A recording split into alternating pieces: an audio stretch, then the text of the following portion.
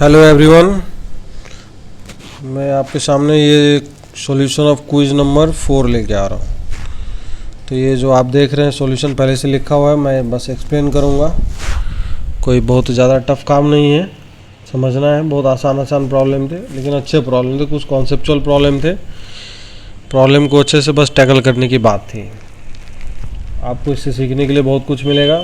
Solution देखने के बाद क्वेश्चन को आप एक बार खुद से ज़रूर अटेम्प्ट करने की कोशिश करें, तभी आपको फ़ायदा मिलेगा। तो चलिए, पहला क्वेश्चन दिया हुआ था साइन अल्फ़ा कॉस अल्फ़ा इस इक्वेशन के रूट हैं।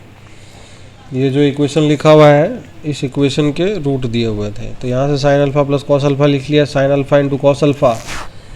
तो यहाँ से इसका स्क्वायरिंग कर दिया हमने। स्क्वायरिंग कर देंगे तो sine square alpha plus cos square alpha कितना आएगा, 1 आएगा, और plus 2 sine alpha into cos alpha और equal to B square by A square. Sine alpha into cos alpha का वैल्यू यहाँ से हमने यहाँ पे पुट अप कर दिया है, यहाँ पे इधर।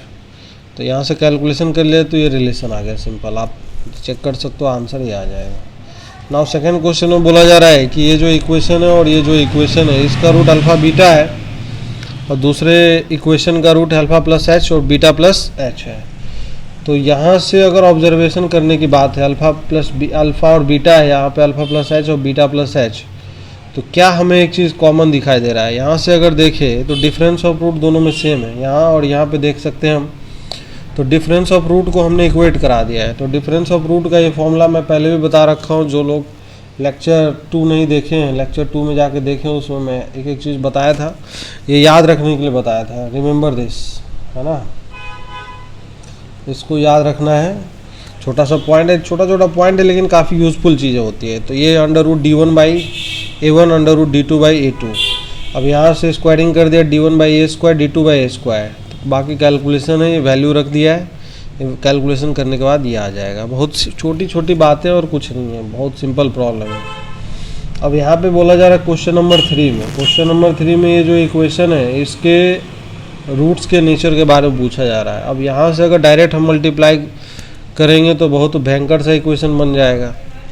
तो बहुत टफ सा इक्वेशन बनेगा, तो फिर यार सॉल्व करने में दिक्कत आएगी।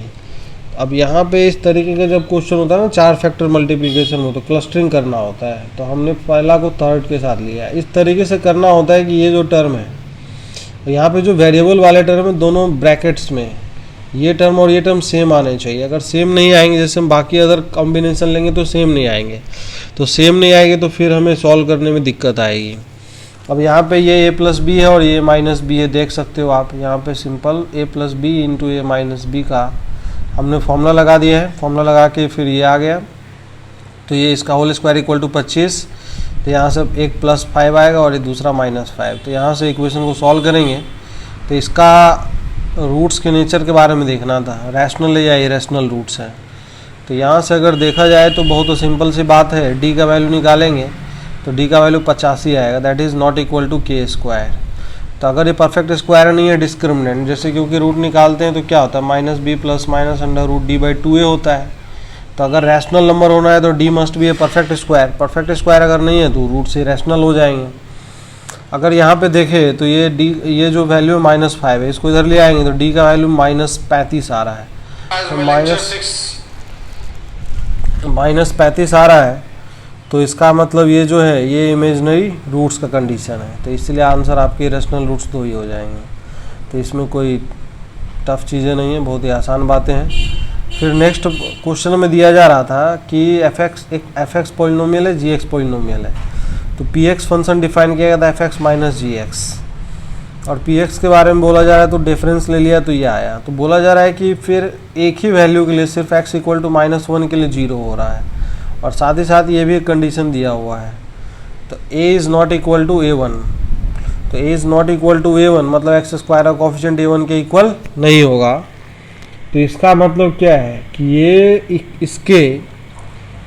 ये कोफिशिएंट 0 नहीं होगा।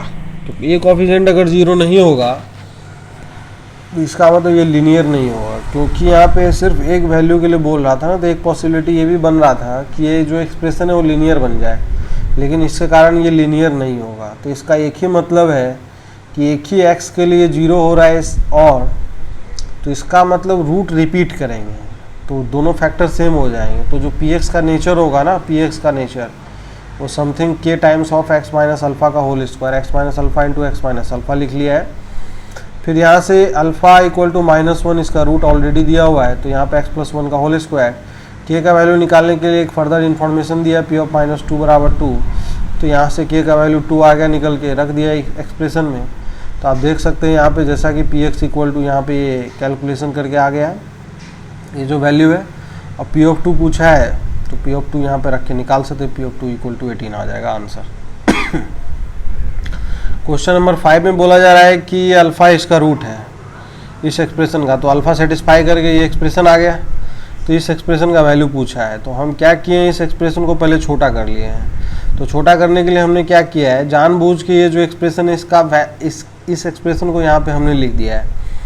जानबूझ के इसलिए लिखा है, कारण यह है कि क्योंकि ये एक्सप्रेशन 0 हो जाएगा। 0 जैसे ही होगा तो इसका मतलब ये एक्सप्रेशन छोटा बन जाएगा। तो ये लिख दिया अल्फ़ा की power 4 into alpha square, alpha की पावर 6, फिर alpha square into alpha square, alpha की पावर 4 आएगा। और यहाँ पे लेकिन 2 अल्फ़ा की पावर 4 है, तो एक अल्फ़ा की पावर 4 यहाँ पे बचा रहेगा, तो यहाँ पे लिख दिया हमने। फिर माइनस अल्फ़ा स्क्वायर है, लेकिन यहाँ पे अल्फ़ा स्क्वायर नहीं है, तो कॉम्पनसेट करने के लिए प्लस अल्फ़ा स्क्वायर यहाँ पे लिख दिया। अब ये जो टर्म आया अल्फ़ा की पावर 4 प्लस अल्फ़ा स्क्वायर, ये छोटा सा टर्म बच गया। अब इसका वैल्यू दिया हुआ है, यहाँ से देख सकते हैं हम, अल्फ़ा की पावर 4 प्लस अल्फ़ा स्क्वायर, यहाँ से ये वैल्यू पुट कर दिया यहाँ पे, तो ये वैल्यू 1 आ जाएगा। बाकी ये वैल्यू जब 1 आ जाए तो 1 की पावर 2012 इक्वल टू 1 आ जाएगा, तो इसका आंसर अपने पास सी आ जाएगा। बाकी ये तो बहुत ही आसान क्वेश्चन है, बच्चों वाला क्वेश्चन है, क्वेश्चन नंबर 6। इसमें दिया हुआ है x square minus of X minus 1, ये इस तरीके का दिया हुआ है। अब ये जो एक्सप्रेशन है यहाँ से रूट निकालेंगे, तो इसका सम ऑफ रूट कितना आएगा, 1, प्रोडक्ट ऑफ रूट कितना आएगा, -1 फिर -2, इसी तरीके से आता जाएगा। अगले वाले एक्सप्रेशन में देखेंगे सम ऑफ रूट 1 आएगा। तो यहाँ से जितने भी एक्सप्रेशन है सबसे सम ऑफ रूट 1 आएगा। सबका अगर नेट सम करेंगे तो 1 का एडिशन हो जाए कितनी बार, 2012 बार, तो ये 2012 आ जाएगा। फिर यहाँ से प्रोडक्ट ऑफ रूट करेंगे तो -1 की पावर 2012 होगा यहाँ पे। तो यहाँ पे एक टर्म मैं और लिख देता हूँ, खैर नहीं भी लिखेंगे तो फ़र्क नहीं पड़ेगा। -1 की पावर 2012, तो ये इस वैल्यू +1 में आएगा, तो ये कंप्लीट मल्टीप्लिकेशन है, तो 2012 फैक्टोरियल आ जाएगा। तो इसका आंसर ये आ जाएगा। क्वेश्चन नंबर 122 मतलब क्वेश्चन नंबर 7, 10a और 10b इस एक्सप्रेशन का रूट दिया हुआ है, तो 10a प्लस 10b निकालिए sum of root product of root. तो कुछ नहीं है, अब यहाँ से 10a प्लस b को हमने थीटा बोल दिया, तो यहाँ से p/1 माइनस क्यू आ जाएगा। फिर ये जो कैलकुलेशन ये कर लिया, साइन थीटा का वैल्यू निकालेंगे तो दिस अपॉन दिस आ जाएगा p/h, तो ये कर लिया sine square theta equal to ये, यही वैल्यू पूछा था, आंसर आ गया। सिंपल प्रॉब्लम था। ये जो प्रॉब्लम है ये अलग टाइप का और इम्पोर्टेंट प्रॉब्लम, अच्छा प्रॉब्लम है, तो इसको ध्यान से हम देखेंगे। तो इसमें जेड के बारे में पूछा था कि जेड का रेंज क्या होगा। तो कभी भी इस तरीके का एक्सप्रेशन हो, और यहाँ पे ये जो एक्सप्रेशन है एक्स वाई जेड में, ये डिग्री 2 का रिलेशन होना चाहिए, डिग्री सेकंड का। डिग्री सेकंड के रिलेशन में एक्स वाई भी आ सकता है, एक्स स्क्वायर का टर्म हो सकता है, इस तरीके कुछ टर्म हो सकता है। तो इस तरीके का टर्म हो तो हम और यहाँ पे लिनियर, तो हमने क्या किया, हमें जेड पे कंडीशन चाहिए, तो या तो एक्स या तो वाई, किसी एक को हम हटा लेंगे। तो वाई का वैल्यू जैसे यहाँ पे हमने एक्स और जेड के फॉर्म में निकाल लिया, यहाँ रख दिया, तो कैलकुलेशन किया, तो कैलकुलेशन करने के बाद यहाँ पे एक्स में क्वाड्रेटिक हमें दिखाई दे रहा है। अब इस क्वाड्रेटिक के रूट्स अगर रियल होने हैं तो d > 0 होने चाहिए। इससे होगा क्या, हमें जेड पे कंडीशन मिल जाएगा, तो जेड पे बाउंडेडनेस आ जाएगा। तो यहाँ से कैलकुलेशन कर दिया d > 0, बाकी आप कैलकुलेशन देख सकते हो। तो जेड का जो रेंज आया 2/3 से 2 आ गया, तो एक बाउंडेडनेस आ गया, ये मिनिमम वैल्यू 2/3, मैक्सिमम वैल्यू 2 आ जाएगा। सिंपल सी बातें थी, इसमें कोई तोप बातें नहीं है, बहुत छोटी छोटी बातें हैं समझने के लिए। अब अगले एक्सप्रेशन में पूछा गया है कि ये जो एक्सप्रेशन है इसका रूट अल्फ़ा बीटा है, इसके बारे में मैं किसी लेक्चर में ज़रूर बात किया होगा, लेक्चर 4 या 5 में बात किया होगा, आप लेक्चर 3 या 4 में। आप अगर लेक्चर नहीं देखे हो तो जाके ज़रूर देखना, मैं अच्छे से समझाया था, कायदे से बताया था कि अगर इस तरीके का एक्सप्रेशन लिखा हो, अगर ये एक्सप्रेशन लिखा हो तो X square plus X plus 1 equal to 0, तो इसके रूट होते हैं, एक रूट ओमेगा और दूसरा ओमेगा स्क्वायर हो जाएगा, है ना। ये इस तरीके के रूट आते हैं निकल के। अब अगर ये एक्सप्रेशन हो तो यहाँ पे माइनस ओमेगा स्क्वायर हो, क्योंकि एक्स को अगर हम माइनस एक्स से इसमें रिप्लेस कर देंगे, एक्स को माइनस एक्स से, तो ये एक्सप्रेशन अपने पास दिखाई देगा। तो यहाँ पे रख दिया, बाकी कैलकुलेशन है। एक चीज़ और मैं बताया था कि ओमेगा की पावर 3n का वैल्यू 1 आता है, फिर ओमेगा की पावर 3n प्लस 1 का वैल्यू ओमेगा आएगा, फिर ओमेगा की पावर 3n प्लस 2 का वैल्यू ओमेगा स्क्वायर आ जाता है। तो ये सब जो कैलकुलेशन है, ये कैलकुलेशन करने के बाद -1 की पावर 2009 कॉमन ले लिया, तो ये वैल्यू बचेगा। इसमें 3 से डिवाइड करेंगे 2009 में, तो 3 से डिवाइड करेंगे 2009 में, तो भैया यहाँ पे जो रिमाइंडर आएगा डिवाइड करने के बाद, रिमाइंडर का वैल्यू कितना आ जाएगा, 2 आ जाएगा। तो इसका स्क्वायर है तो यहाँ पे रिमाइंडर 1 आ जाएगा। आप करके देख सकते हो, जो रिमाइंडर आएगा वही ओमेगा के माथे पे आ जाएगा। तो 1 प्लस ओमेगा स्क्वायर का भी वैल्यू बताया था, याद रखने के लिए 0 होता है। तो यहाँ से ओमेगा प्लस ओमेगा स्क्वायर का वैल्यू -1 हो जाएगा, तो कैलकुलेशन करके +1 आंसर आ जाएगा। फिर अगले, ये बहुत ही वेरी गुड क्वेश्चन है, मतलब बहुत अच्छा लेवल का क्वेश्चन, अलग तरीके का क्वेश्चन है। ये जेईई मेन में पूछा हुआ प्रॉब्लम है पहले भी, और ये अलग टाइप का प्रॉब्लम है। दिखने में लगता है सिंपल, लेकिन इतना सिंपल प्रॉब्लम नहीं है। एन का वैल्यू ये रेफरेंस रिलेशन में दे दिया है, अल्फ़ा की पावर n बीटा की पावर n। तो हमने क्या किया, यहाँ से अल्फ़ा, अगर इसका रूट अल्फ़ा बीटा, तो इसको सेटिस्फाई करवा लिया है। जब आप लेक्चर 1 देखोगे तो उसमें मैं एक चीज़ समझाया था कायदे से, कि जेईई या कोई भी एग्ज़ाम ले लो, अगर वो जिस तरीके का इन्फॉर्मेशन, जिस तरीके का इक्वेशन यूटिलाइज करवाना चाहेगा, वो अपने हिसाब से क्वेश्चन सेट कर देगा, और फिर वो यूटिलाइज करना ही पड़ेगा। तो ये अल्फ़ा इसका रूट है, सेटिस्फाई करेगा। तो यहाँ से अल्फ़ा स्क्वायर का वैल्यू निकाल लिया, यहाँ से अल्फ़ा स्क्वायर जैसे हम निकालेंगे तो अल्फ़ा स्क्वायर इक्वल टू क्या आ जाएगा, 6 अल्फ़ा प्लस 2। सिमिलरली यहाँ से बीटा स्क्वायर कैलकुलेट कर सकते हैं, तो बीटा स्क्वायर 6 बीटा प्लस 2 आएगा। ये दोनों वैल्यू निकाल के यहाँ और यहाँ रख दिया कि बाकी कैलकुलेशन किया है, कैलकुलेशन करके आप देख सकते हो ये एक एक्सप्रेशन ये आएगा, दूसरा ये आएगा। तो यहाँ पे ये जो एन था, यहाँ पे एन और एन है, यहाँ पे n-1 n-1, तो an-1 का एक्सप्रेशन है, ये n-2 का एक्सप्रेशन है। तो सिमिलरली ये एक्सप्रेशन आ जाएगा। यहाँ पे a10 में रिलेशन चाहिए था, क्योंकि जो वैल्यू पूछा था अपने पास a10, ये एक्सप्रेशन पूछा था, तो यहाँ 10 8 9 का रिलेशन है, तो एक n का वैल्यू 10 रख देंगे ऊपर वाले में, यहाँ 10 आएगा, यहाँ 9 आएगा, यहाँ 8 आ जाएगा, बाकी सबको इस तरफ ट्रांसफर कर कैलकुलेशन कर लेंगे, ये आ जाएगा। अब इस क्वेश्चन नंबर 11 में बोला जा रहा है कि ये जो एक्सप्रेशन है इसका फैक्टर है, ये क्वाड्रेटिक है, तो क्या ये फैक्टराइजेबल है? बिल्कुल है, x-1 इंटू x-2। तो यहाँ से x का वैल्यू 1 आ जाएगा, x का वैल्यू 2 आ जाएगा। तो दो लीनियर फैक्टर इसके रूट्स हैं, मतलब x इक्वल टू 1 पे ये एक्सप्रेशन का वैल्यू 0 होगा, तो यहाँ से 0 कर दिया, यहाँ से 0 कर दिया, सेटिस्फाई करा दिया, a और b का वैल्यू निकल के आ गया, बाकी ये रख दो, आंसर आ जाएगा। बहुत सिंपल प्रॉब्लम है। क्वेश्चन नंबर 12 में अगर बात करें तो बोला जा रहा है कि अल्फ़ा इसका और इसका कॉमन रूट है।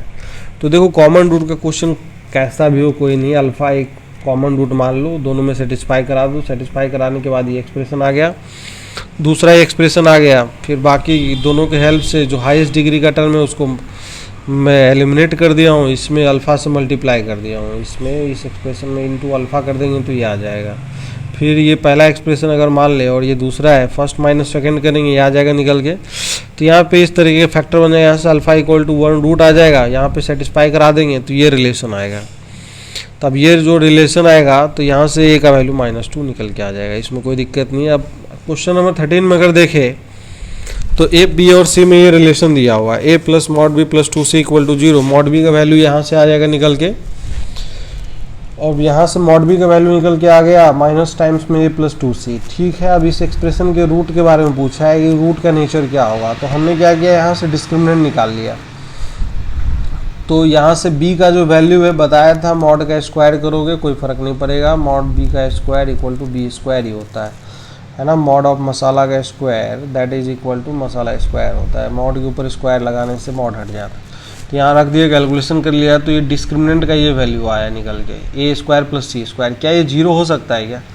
d इक्वल टू अगर 0 करेंगे तो a square plus 4c square 0 होना चाहिए, इसका मतलब a और c दोनों 0 होना पड़ेगा क्योंकि पॉजिटिव एक्सप्रेशंस हैं। तो लेकिन क्वेश्चन में लिखा हुआ है a is not equal to 0, तो इसीलिए d का वैल्यू नॉट इक्वल टू 0 आएगा। तो एक ही ऑप्शन बचता है, d ग्रेटर देन 0 होगा। जब d ग्रेटर देन 0 होता है तो रूट्स रियल एंड डिस्टिंक्ट आते हैं। फिर क्वेश्चन नंबर 14 में सिंपल सा एक्सप्रेशन, लेक्चर नंबर 2 में हमने ये चीज़ अच्छे से डिस्कस किया था, बताया था जाके, जिन्होंने भी नहीं देखा था। और ये इंपॉर्टेंट प्रॉब्लम भी है, कई सारे एग्जाम में पूछा भी जा चुका है पहले, आप देख सकते हो पेपर उठा के। तो यहाँ से x इक्वल टू, इसमें एक ट्रिक लगता है, अलग से एक ट्रिक है ये, दिस इज ए ट्रिक। नहीं तो ऐसे कैलकुलेट करने में बहुत दिक्कत आएगी। हो जाएगा, हम ये नहीं कर रहे दूसरे तरीके से, लेकिन कठिनाई आएगी। x इक्वल टू आयोटा रखते हैं, दोनों तरफ आयोटा रख के मॉड ले लिया है, बाकी कैलकुलेशन कर लिया है। यहाँ पे लोग गलती करते हैं इसका, जब फैक्टर थ्योरम अप्लाई करते हैं तो सीधा फैक्टर लिखते हैं और ये चीज़ लिखना भूल जाते हैं। तो इसको ध्यान रखना है कि लीडिंग कोफिशिएंट हमेशा यहाँ पे आना चाहिए। एक्चुअली इसीलिए मैंने यहाँ पे 2 दिया था जब प्रॉब्लम फ्रेम किया था, कि लोग गलती करें और उनको बाद में समझ में आए, क्योंकि जनरली होता है क्या, लीडिंग कोफिशिएंट 1 होता है तो हमें उतना ध्यान रहता नहीं है, अब गलती कर देते हैं। तो नेक्स्ट प्रॉब्लम क्वेश्चन नंबर 15 में ग्राफ दिया हुआ था, ABC का नेचर पूछा था कि A, B और C का प्रोडक्ट के बारे में क्या होगा, पॉजिटिव होगा निगेटिव। तो हमें इंडिविजुअली अगर सबके बारे में पता चल जाए तो काम हो जाएगा। ग्राफ माउथ ओपनिंग डाउनवर्ड है लेस देन 0 या ऊपर काट रहा है तो C का वैल्यू पॉजिटिव होगा। और बताया था B का वैल्यू निकालने के लिए वर्टेक्स से पता चलता है, ये बताया था मैंने लेक्चर 4 में। लेक्चर 4 और लेक्चर 5 देखें आप जाके, तो उससे आपका कॉन्सेप्ट क्लियर होगा। ग्राफ के बारे में बहुत डिटेल चर्चा किया था। तो यहाँ से -b/2a का जो वैल्यू है पॉजिटिव आएगा, तो यहाँ से a का वैल्यू निगेटिव इधर ट्रांसफर करेंगे, इनइक्वलिटी का साइन चेंज, फिर से माइनस इधर ट्रांसफर, b का वैल्यू ग्रेटर देन 0। आप प्रोडक्ट देख सकते हो, ये निगेटिव है, c पॉजिटिव है, तो 2 पॉजिटिव है, 1 निगेटिव है, तो पॉजिटिव इंटू पॉजिटिव और 1 निगेटिव है, तो बाकी प्रोडक्ट क्या आएगा, लेस देन 0 आ जाएगा, है ना। बाकी नेक्स्ट प्रॉब्लम में रेंज निकालने के लिए मैं कई बार डिस्कस कर रखा हूँ इसको, लेक्चर नंबर 5 आप जाके देखें, पार्ट 2। इसमें मैंने डिस्कस किया था, रेंज निकालना बताया था। बाकी आप देख लो, यहाँ पे cos x को t रख लिया, ये -1 से +1, वहाँ जाके देखो आप, ज़्यादा अच्छे से क्लियर होगा। बाकी ये भी लेक्चर नंबर 5 में मैं डिस्कस कर रखा हूँ कॉन्सेप्ट आइडेंटिटी का, अच्छे से यही एग्जाम्पल भी लिया था। अब ये जो प्रॉब्लम है अपने पास दिया हुआ है, ये पॉलिनोमियल ऑफ डिग्री 2 है, लेकिन अगर हम बात करें तो fx का वैल्यू जो fx इक्वल टू 1 आ रहा है, ये 3 वैल्यू पे आ रहा है। इसका मतलब क्या है, डिग्री 2 के लिए अगर fx -1 इक्वल टू 0, इसके रूट देखें तो 3 रूट है, a, b और c। क्या क्वाड्रेटिक के 3 रूट हो सकते हैं? नहीं। अगर ऐसा हो रहा है इसका मतलब क्या, वो आइडेंटिटी है, हर वैल्यू के लिए 1 ही आएगा ये, तो इसीलिए fx का वैल्यू आइडेंटिकली पूछा था, किसके इक्वल है, तो 1 के इक्वल हो जाएगा। फिर नेक्स्ट प्रॉब्लम नंबर 18 में बोला गया है कि ये जो एक्सप्रेशन है इसके रूट्स क्या है, इक्वल थे, तो रूट्स आर इक्वल, इसके रूट्स इक्वल हैं। तो अगर रूट्स इक्वल है तो पूछा जा रहा है ABC के बारे में रिलेशन। तो अगर एक छोटा सा ऑब्जर्वेशन करें, कभी भी अगर यहाँ पे जो फैक्टर होता है, जैसे ये -bx² plus of b - c into x plus c - a, अगर ये सब साइक्लिक ऑर्डर में दिया हो, जैसे ये भी हो सकता है a times b - c plus b times of c - a plus c times of a - b, यहाँ पे x², यहाँ पे x और यहाँ पे कुछ नहीं, तो ये भी जो होगा ना x इक्वल टू 1 रखेंगे तो इसके भी रूट x इक्वल टू 1 आएगा। तो ये जो छोटा सा कॉन्सेप्ट है ये याद रखना है। कभी भी अगर कोफिशिएंट साइक्लिक ऑर्डर में दिखाई दे तो उसका जो रूट होता है उसका एक रूट 1 आ जाता है, उसका एक रूट 1 आ जाता है, ठीक है ना, उसमें कोई दिक्कत की बात नहीं है। हाँ, तो इसमें कोई समस्या नहीं है। अब यहाँ पे क्वेश्चन नंबर 19 में अगर देखें तो क्वेश्चन नंबर 19 में दिया हुआ है ये एक्सप्रेशन है, ये अच्छा प्रॉब्लम है, ये भी मैं डिस्कस किया हूँ लेक्चर में। लेक्चर नंबर आप देख सकते हो, आप लेक्चर नंबर 2 में या 3 में देख सकते हो, 3 में मैं डिस्कस किया था इस कॉन्सेप्ट को, कि ये जो एक्सप्रेशन है इसके रूट अल्फ़ा और बीटा है, तो ये फैक्टर से लिख दिया मैंने भैया, alpha x - alpha into x - beta, और कुछ नहीं करना था, c को उधर ट्रांसफ़र कर देंगे। अब ये जो एक्सप्रेशन है तो ये इसके इक्वल आ जाएगा। अब ये जो रूट्स है इस इक्वेशन के, तो यहाँ से 2 फैक्टर है तो यहीं से रूट निकल के आ जाएंगे, यहाँ से x इक्वल टू a आएगा और यहाँ से x इक्वल टू क्या आ जाएगा, x इक्वल टू b आ जाएगा, इसमें कोई दिक्कत नहीं है। तो यहाँ से 2 रूट निकल के आएगी, इसमें कोई समस्या वाली बात नहीं है ना। नेक्स्ट अगर बात करें तो नेक्स्ट प्रॉब्लम अपने पास 20, क्वेश्चन नंबर 20, ये भी आप देख सकते हो किसी न किसी लेक्चर में, मेरे ख्याल से एक मॉडुलस इनइक्वलिटी टाइप का है, उसमें मैं अलग टाइप का कुछ इनइक्वलिटी भी डिस्कस किया था, उसमें कॉन्सेप्ट भी डिस्कस किया था, एक लेक्चर है ये, अब वो जाके देखना, उसमें भी समझ में आएगा। खैर यहाँ पे कोई तोप चीज़ नहीं कि नहीं समझ में आ सकता, ए माइनस बी ये रियल नंबर है, बी माइनस सी स्क्वायर करेंगे ऑलवेज पॉजिटिव रहेगा। ऐसा इसलिए किया क्योंकि ए बी बी सी और सी ए का जो वैल्यू है A B plus B C plus C A, कहाँ पे हमें एक्सप्रेशन जनरेट होता हुआ दिखाई देता है। तो ये जो एक्सप्रेशन है जनरली भैया जब हम ए माइनस बी या ए प्लस बी का होल स्क्वायर करते हैं तो वहाँ पे दिखाई देता है। तो जैसे ए माइनस बी का होल स्क्वायर करते हैं तो A square plus B square plus 2ab, A B था तो बी सी भी था तो सी ए, तो इसलिए तीनों लेना ज़रूरी था। तो ग्रेटर देन 0 आएगा, बाकी कैलकुलेशन कर लिया तो ये लेस देन 1 आ गया, है ना। तो ये आपका सारा क्वेश्चन डिस्कस हो गया। मैं उम्मीद करता हूँ कि आपने क्विज को एंजॉय किया होगा और बहुत कुछ सीखा होगा। अगर सीख रहे हो, एंजॉय कर रहे हो, तो एक ही काम मैं बोलूँगा जो आप लोग से मुझे चाहिए थोड़ा सा हेल्प, वो शेयर करो चैनल को जितना ज़्यादा से ज़्यादा हो सकता है, क्योंकि ऐसे आपकी तरफ बहुत सारे लोग नीडी हैं जिनको चाहिए। मार्केट में तो मैं जानता हूँ बहुत लोग अपने हिसाब से पढ़ा रहे हैं, लेकिन आपको अगर कुछ डिफरेंस नज़र आए, कुछ लगे कि हाँ अलग है ये और सिस्टमेटिक ऑर्डर में सब कुछ हो रहा है, तो आप थोड़ा सा ये करो कि चैनल को सब्सक्राइब करो, शेयर करो लोगों में। चलिए, आपका बहुत बहुत धन्यवाद।